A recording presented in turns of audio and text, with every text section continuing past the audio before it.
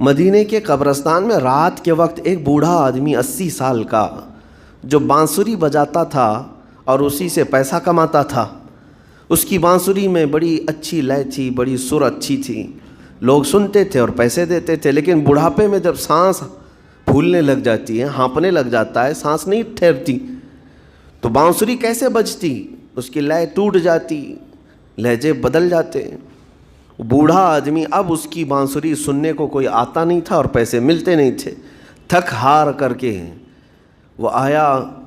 رات کا وقت تھا، جنت البقیع قبرستان میں، 80 سال کی عمر کا ہو گیا ہے۔ اس نے بانسری توڑ دی، کہا زندگی بھر جس چیز سے میں کماتا تھا اب میری سانسوں نے جواب دے دیا، جسم پھولنے لگا ہے، سانس زیادہ آنے لگ گئی ہے، اب میرا کھانا پینا کیسا چلے گا؟ خیر ارحم الراحمین ہوں تو تیرا ہی بندہ، میرے اہل و عیال نہیں، میرے رشتہ دار نہیں، مجھے اگر تو بھوکا مارنا ہے تو اسی قبرستان میں مار دے، یا اگر میری زندگی باقی ہے تو میرے رزق کا انتظام کر دے۔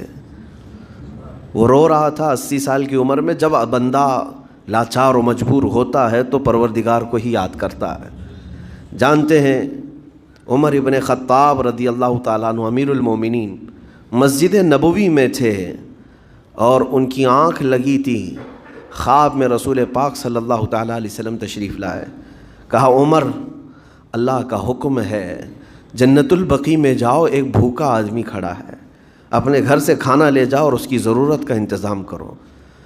نیند کھلی تو آپ نے دیکھا اللہ کے حبیب صلی اللہ علیہ وسلم کی طرف سے حکم آیا اور رب ذوالجلال کا حکم ہے، گھر سے عمدہ کھانا لیا تو شادان لے کر کے کچھ مال و متاع بھی لے کر قبرستان میں گئے، ڈھونڈا کون ہے یہاں پر، تو دیکھا کہ ایک ہانپتا کانپتا ہوا 80 سال کا بوڑھا روتا ہوا نظر آیا۔ امیر المومنین اپنے ہاتھ میں توشادان لے کر اس کے قریب گئے، کہا تو بھوکا ہے؟ کہا ہاں بھوکا ہوں، بیٹھ چل میں تجھے کھلاتا ہوں۔ دسترخوان بچھا کر اسے اپنے ہاتھوں سے کھلایا اور اسے اپنی ضرورت کے مطابق جو ضروریات تھیں اس کی ضرورت کے مطابق وہ ساری چیزیں دی۔ وہ بوڑھا پوچھتا ہے آپ کون ہیں؟